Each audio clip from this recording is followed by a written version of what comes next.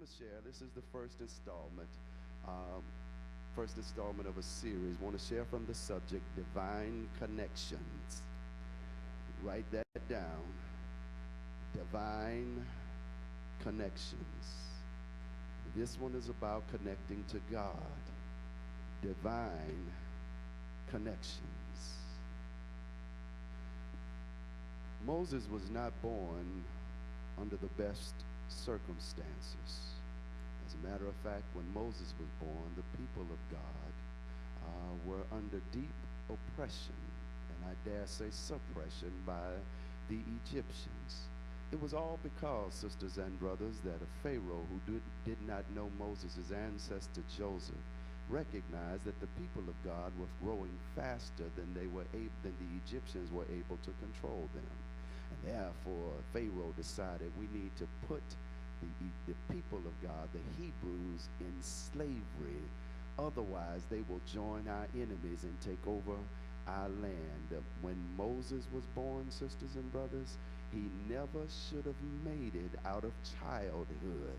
Now, when you really think about it, because of the decree of Pharaoh, Moses either should have died at the African-inspired birthing stool where the midwives were charged with killing the children, or Moses should have died having been thrown in the Nile, either to drown or to be eaten by crocodiles. But God did not let any of that happen, because God recognized that the prospect and the manifestation of deliverance had to come from among the people and to be by the hand of God. There's a similar story in the New Testament. By all accounts and by the decree of King Herod, baby Jesus should never have survived his childhood. As a matter of fact, he should have fallen to the sword of one of Herod's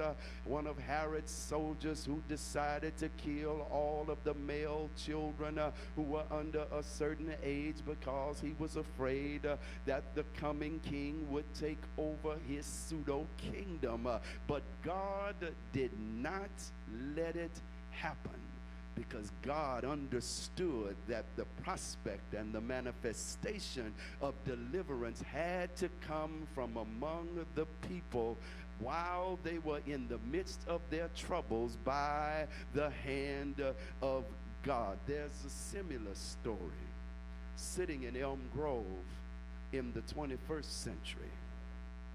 Because by all accounts, sisters and brothers, you never should have survived given the systems in which you were born. Can we tell the truth? You should not have made it this far with your dignity intact. You should not have made it this far and still be sane. You should not have made it this far with a clear and healthy understanding of who you are and whose you are. Not only were you born into jacked up systems, but the truth of the matter is that we have been attacked, and you are probably still under attack by hellions that always seem to be around. There's always a scheme of how to throw you off course, how to get you to, how to pull you away from the Lord. But God did not let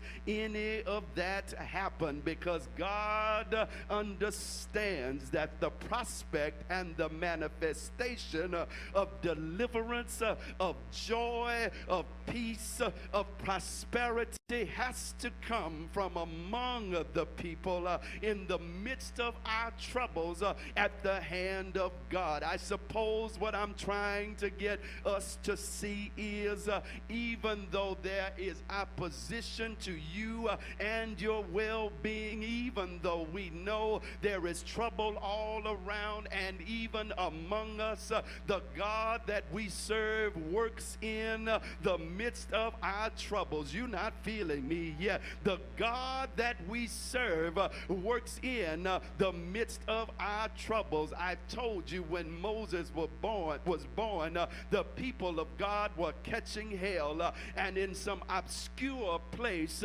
God was at work. When Jesus was born, the people were catching hell, and in some obscure place behind somebody's house, God was at work. And even today, you know and I know that there's still hell on hand, but I came to tell you today, baby, that you may not see him, you may not feel him, you may not recognize him, but you ought to know today that God is still at work, and there's no trouble that can come in your life that God is not aware, one, and two, that God is not working out. I think I just said something. There's no trouble in your life that God doesn't know, and two, that God is not working. God is working on your behalf, baby, and he does not put out an email. God is working on your behalf, and you will not read it on Twitter. God is working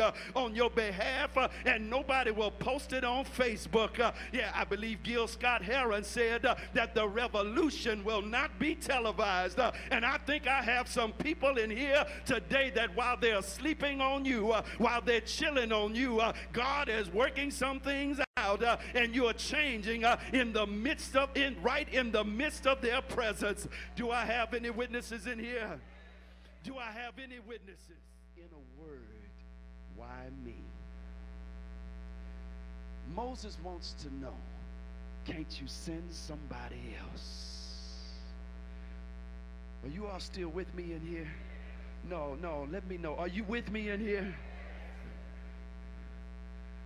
What Moses does not understand is that Moses' life is unique in ways that makes him perfect for the assignment. Moses is of the Hebrews, and so the Hebrews know Moses, and Moses knows their language. Not only so, but Moses grew up in the courts of Egypt. He knows Pharaoh's court. He knows how to operate in the courts. He knows when to genuflect. He knows what to say. He knows if they're still on the scene. He knows who to talk to so that he can get close to Pharaoh. Moses is Hebrew, but Moses knows the Egyptian courts. There's nobody else like that in the world at Moses' time. Moses knows how to operate in that setting. He's perfectly fit for this assignment. And I came to tell you today, baby, that everything that you have gone through in your life makes you perfect for the assignment of God on your life. You know the language. You know who to talk to. You know when to keep your mouth closed. You know when to bow. You know when to stand up. You know when to say, now look, I'm not taking this from you. You know what to do. You know when to do it. You are perfectly fit for this assignment. Somebody say divine connections. Am I boring you? Look, Moses says, look, why don't you just send somebody else? But God says, Moses, I made you for this moment. Put your name in that slot, because the thing you despising today, God said, I have made you for this moment so that people can be set free. The thing that you wish God would have put on someone else, God says to you today, I made you for this time, for this space, for this task, and nobody else can do it but you. Divine connections. So I'm going to leave you alone. I'm going to leave you alone when I tell you that God has an answer for Moses, and God has an answer for you. God has an answer for Moses, and God has an answer for you. Look at the text again, and God says to Moses one word in the King James, it says, come. Moses says, God says to Moses, in spite of his protest, C-O-M, come. The interesting thing about the word come in that context in the Hebrew language is that it really means go. In other words, Moses, I'm not listening to you, go. Moses, I'm not taking your excuses, go. Domingue, I don't care how much you protest, kick, scream, and roll on the floor, go. Put your name in that slot because I hear the Lord saying to you in the spirit today, I don't care how much they talk about you. I don't care how much you don't think you can do it. I don't care how awesome the task, your assignment is. Go. Somebody say go. Here's the importance. If Moses does not leave Mount Horeb and go down to Egypt according to God's assignment, Pharaoh does not let the people go.